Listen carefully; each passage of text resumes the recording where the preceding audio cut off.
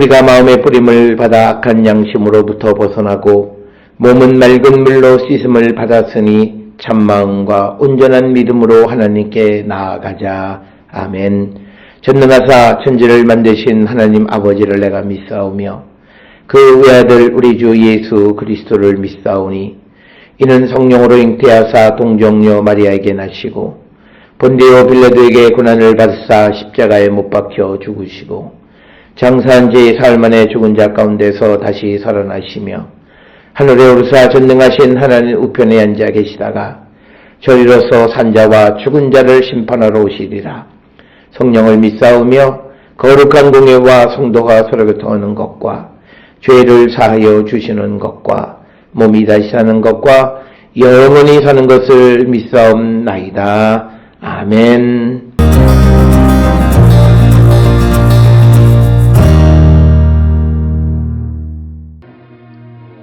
예수께서 배에 오르사 건너가 본 동네에 이르시니 침상에 누운 중풍병자를 사람들이 데리고 오거늘 예수께서 그들의 믿음을 보시고 중풍병자에게 이르시되 작은 자야 안심하라 내 죄사함을 받았느니라. 어떤 서기관들이 속으로 이르되 이 사람이 신성을 모독하도다. 예수께서 그 생각을 아시고 이르시되 너희가 어찌하여 마음에 악한 생각을 하느냐. 내 죄사함을 받았느니라 하는 말과 일어나 걸어가라 하는 말 중에 어느 것이 쉽겠느냐. 그러나 인자가 세상에서 죄를 사하는 권능이 있는 줄을 너희로 알게 하려 하노라 하시고 중풍병자에게 말씀하시되 일어나 내 침상을 가지고 집으로 가라 하시니 그가 일어나 집으로 돌아가거늘 무리가 보고 두려워하며 이런 권능을 사람에게 주신 하나님께 영광을 돌리니라.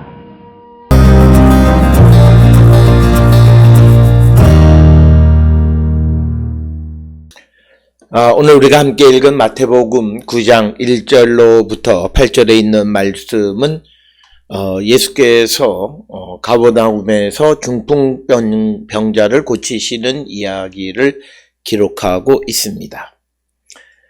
오늘 주시는 이 본문의 말씀을 통해서 예수는 죄를 사하는 권세를 가지고 계시는 분임을 분명하게 선언하는 것이 오늘 주시는 9장 1절로부터 8절의 말씀이 되겠고, 특별히 이 본문이 강조하는 것은 아니지만 그러나 이 이야기의 배경에는 죄와 병 그리고 죄사함과 치유라고 하는 이런 구약의 전통이 바탕에 깔려있는 그런 이야기가 되겠습니다. 특별히 오늘 주시는 본문의 1절에 보면 예수께서 배에 오르사 건너가 본 동네에 이르시니 이렇게 기록이 되어 있습니다. 오늘 주시는 이 본문의 말씀은 앞에서 예수께서 가다라 지역에서 2명의 귀신 들린 자의 귀신을 쫓아낸 다음에 그 지역 사람들로부터 떠나주시기를 바라는 마음에 다시 그곳을 떠나오셔서 배를 타고 이제 건너가서 즉 이 갈릴리호수 동편 지역의 가다라 지역에서 다시 그의 본 동네로 오셨다라고 하는 겁니다. 오늘 주시는 본문에서는 이 이야기가 가버나움이라고 하는 구체적인 지명이 언급되어 있지는 않지만 그러나 본 동네로 번역된 그의 동네라고 하는 말을 통해서 이 이야기는 그 가버나움에서 일어난 사건임을 우리는 알 수 있습니다.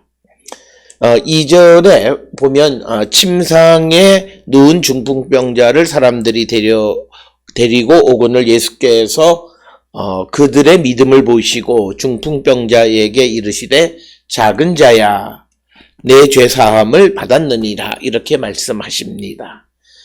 오늘 주시는 이 본문의 말씀에서 이 이야기에서 강조하고 있지는 않지만 중풍병자에게 예수님이 내 죄 사함을 받았다 이렇게 말씀하심으로써 어떤 병과 죄를 연결시키는 그런 사고를 우리가 찾아볼 수 있고 또 오늘 주시는 본문의 말씀에서 그들의 믿음을 보셨다라고 하는 이 그들은 다름이 아니라 이 중풍병자와 그리고 그를 데리고 오는 사람들의 믿음, 그것을 보시고 이제 예수께서 내 죄 사함을 받았느니라 이렇게 말씀하십니다. 특별히 오늘 주시는 본문에서 작은 자야라고 이렇게 말씀하시는 것을 우리가 볼 수 있는데, 이것은 이 작은 자라고 하는 것을 통해서 예수님의 권능이 동정심과 함께 작용하고 있음을 우리가 유추할 수 있게끔 하는 그런 표현이 되겠고, 특별히 내 죄 사함을 받았느니라라고 하는 이 표현을 통해서 마태복음 1장 21절에 천사의 예고에 나타나는 것처럼 예수가 자기 백성을 그들의 죄에서 구원할 것이다 라고 하는 그 말씀을 생각나게 하는 그런 내용이 되겠습니다. 우리가 구약성경에 보게 되면 죄사함과 병고침이 밀접한 관련이 있는 것을 우리는 성경을 통해서 잘 알고 있습니다. 역대기 7장 14절에 의하면 죄를 사하고 땅을 고친다 라고 하는 표현이 있고, 또 시편 103편 3절이나 147편 3절, 그리고 이사야 19장 22절, 38장 17절, 58장 18, 19절 등에서도 죄사함과 병고침이 밀접하게 연결되어 있음을 우리에게 보여주고 있습니다. 따라서 오늘 주시는 본문에서 침상에 누운 중풍병자에게 예수님이 내 죄 사함을 받았느니라 라고 하는 것은 이런 구약적 전통 속에서 말씀하시는 것임을 우리는 알 수 있습니다. 그러나 예수님께서 내 죄 사함을 받았느니라, 내가 죄가 용서받았다라고 하는 이런 말씀하시는 것을 들은 어떤 서기관들이 속으로 이르되 이 사람이 신성을 모독하도다 이렇게 생각했다라고 하는 것입니다. 우리가 잘 알다시피 이 서기관들이라고 하는 것은 하나님의 율법과 이에 대한 구전 해석을 배운 사람들이고, 그것에 의해서 모든 것을 판단하는 사람들입니다. 그래서 그들이 예수님이 누구이신지를 알지 못하기 때문에 예수님께서 이 중풍병자에게 내 죄 사함을 받았다라고 하는 이 말을 하는 것을 듣고 예수님이 신성을 모독했다라고 하는 생각, 그래서 예수님이 악하다라고 생각했다라고 하는 것입니다. 특별히 우리가 신성모독이라고 하는 것은 하나님만이 하실 수 있는 것, 그것을 사칭하는 일련의 행위를 우리가 신성모독이다 이렇게 이야기합니다. 그래서 오늘 주시는 본문에서 서기관들이 예수님을 신성모독이라고 속으로 생각했던 것은 바로 예수님이 하나님의 아들이심을 알지 못했기 때문에 그들은 그렇게 생각할 수밖에 없었다라고 하는 것입니다. 그러자 예수님께서 그들의 생각을 아시고 이르되 너희가 어찌하여 마음에 악한 생각을 하느냐라고 하는 거죠. 악한 생각을 한다라고 하는 말은 예수가 신성을 모독했다라고 하는 그 생각, 그래서 예수가 악하다라고 하는 생각을 하게 됐느냐, 왜 그런 생각을 하게 됐느냐라고 하는 것을 질문하시는 것이 오늘 주시는 4절의 말씀이 되겠습니다. 그러면서 6절에서 예수님은 너의 죄사함을 받았느니라 하는 말과 일어나 걸어가라 하는 말 중 어느 것이 쉽겠느냐 이렇게 질문을 합니다. 아마도 서기관들은 생각하기를 죄사함을 받았느니라 하는 말이 훨씬 더 쉽다고 생각했을 겁니다. 그래서 예수가 죄사함을 받았느니라는 말을 하고 그 대신 일어나 걸어가라고 하는 병 고치는 행위를 하지 않았다고 생각했던 것입니다. 그러나 이어지는 6절에서 예수께서 이 중풍병자에게 내 침상을 가지고 집으로 가라라고 하는 그 예수님의 치유의 행위를 보여줌으로써 인자가 어떤 것이 더 쉬워서 죄사함을 받았다라고 하는 말을 먼저 한 것이 아니라 그것은 6절에 나와 있는 것처럼 인자가 세상에서 죄를 사하는 권능이 있는 줄을 너희로 알게 하려 했다. 즉 예수께서 중풍병자에게 죄사함을 받았다라고 하는 말을 한 이유는 인자에게 죄사하는 권능이 있는 줄을 알게 하기 위한 것이었다. 이렇게 설명하는 것이 오늘 우리에게 주시는 말씀이 되겠습니다. 따라서 오늘 주시는 이 본문을 통해서 강조하는 것은 이 중풍병자가 어떻게 환자가 되어졌느냐라고 하는 그런 어떤 원인을 살피는 그런 데 초점이 있는 것이 아니라 예수께서 죄를 사해 주시고 그래서 병으로부터 자유케 하시는 분이시다라고 하는데 초점을 맞추고 있다라고 하는 것, 이것을 우리에게 가르쳐주는 말씀이 되겠고, 그래서 예수께서 6절에서는 다시 중풍병자에게 말씀하시되 일어나 내 침상을 가지고 집으로 가라 하시니 7절에 그가 일어나 집으로 돌아가거늘 이렇게 얘기합니다. 즉 예수님은 처음부터 이 중풍병자에게 내 침상을 가지고 집으로 가라라고 말씀하실 수도 있었어요. 그러나 예수님은 이 중풍병자를 고쳐주는 이야기를 통해서 보여주고자 했던 것은 예수님이 죄를 사하는 권능이 있는 분이시다라고 하는 것을 알려주기 위한 것이었다라고 하는 것입니다. 그래서 예수님은 내 죄 사함을 받았다라고 하는 것을 먼저 말씀하시고 그 다음에 내 상을 가지고 집으로 가라라고 말씀하셨다라고 하는 것을 우리에게 가르쳐 줍니다. 특별히 오늘 주시는 본문의 인자라고 하는 표현은 예수님 자신을 나타낼 때 사용하는 용어가 되겠고 아마도 이것은 다니엘 7장 13, 14절에서 생겨난 그런 단어로 우리가 유추할 수 있습니다. 그래서 이 인자라는 용어는 유대교에서는 메시아의 호칭으로 사용되지는 않았습니다. 그러나 예수님은 인자라고 하는 것을 사용하시면서 그 인자라는 말 속에 메시아적인 함축이 포함되어져 있는 그런 용어로 사용하셨습니다. 그 결과로 7절, 8절에서는 중풍병자는 일어나서 집으로 돌아갔고, 그리고 8절에 무리들의 반응은 바로 이 경건한 두려움과 그런 권능을 사람에게 주신 하나님께 영광을 돌렸다. 이렇게 이야기를 마무리하고 있습니다. 오늘 우리가 함께 읽은 마태복음 9장 1절로부터 8절에서 예수는 중풍병자의 병의 원인을 다루기보다는 예수가 중풍병자를 병으로부터 자유케 하시는 분, 그리고 그 중풍병의 이 중풍병자의 어떤 죄를 사해 주시는 것, 그것에 초점을 맞추고 있지, 그가 왜 죄를 졌고 어떤 죄를 졌고 하는 데는 관심이 없다라고 하는 것입니다.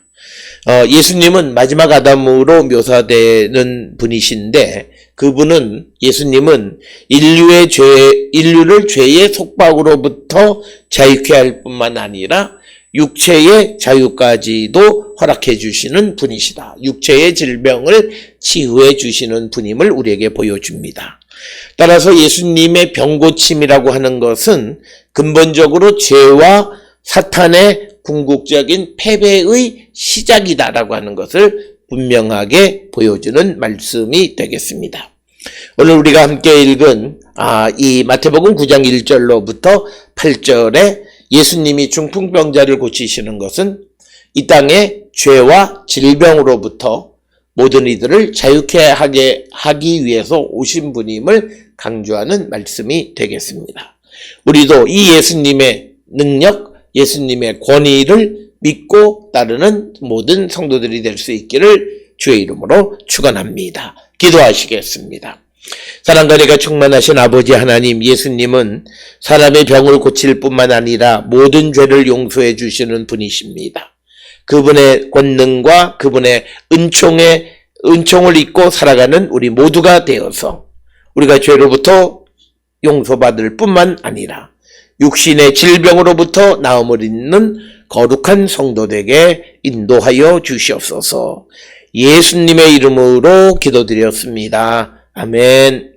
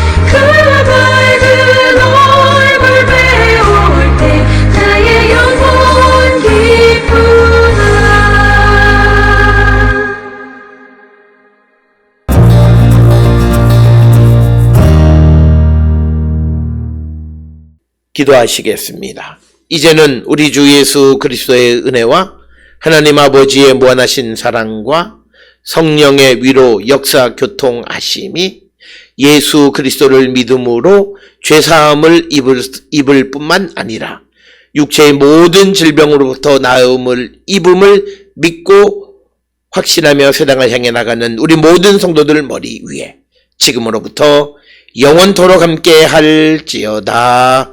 아멘. 주 너를 지키시고 그 얼굴을 내게 돌리시고